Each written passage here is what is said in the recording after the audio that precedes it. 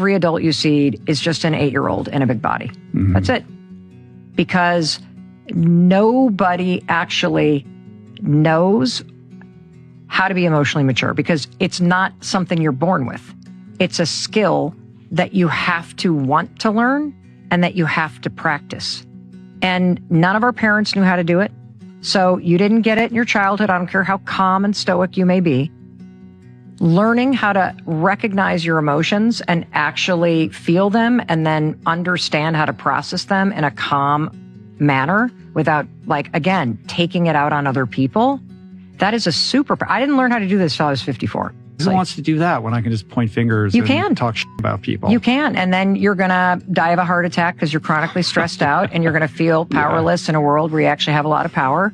And you're going to miss out on a lot of your life because you have put all of the power over there, which is why it's pissing you off and why you're frustrated.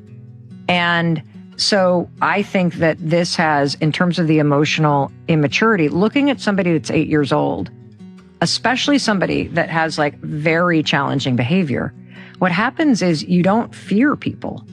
You actually feel a level of compassion for them. Like if you look at somebody who is passive aggressive, that's a child who pouts.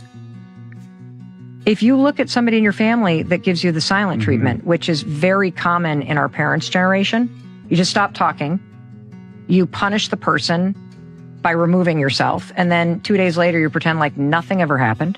Highly emotionally destructive, like, behavior to a child in particular. But if you have an adult in your life that ghosts you or that gives you the silent treatment, that is punishing you because they can't have a conversation that's a little difficult, or they're having emotions like disappointment or anger or frustration, and they have to punish you, that's an 8-year-old. That's an 8-year-old who pouts, because an 8-year-old that goes in the corner and pouts, what are they doing? They're overwhelmed with their emotion. So they go away, hoping the adult comes over to soothe them. That's exactly what adults do. And you get to choose, so you're going to let them, because you're not a parent to another adult. It is not your job to manage somebody else's emotions. You let them do what they're going to do and recognize, okay, that's a person that's 8 years old. And only they can do the work to learn a different way to cope with their emotions.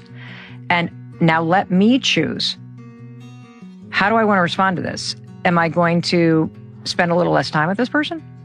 Am I going to go over and choose to soothe them because I know this person's story and I'm just want to facilitate something here? But you get to choose. You don't have to be the victim of their behavior.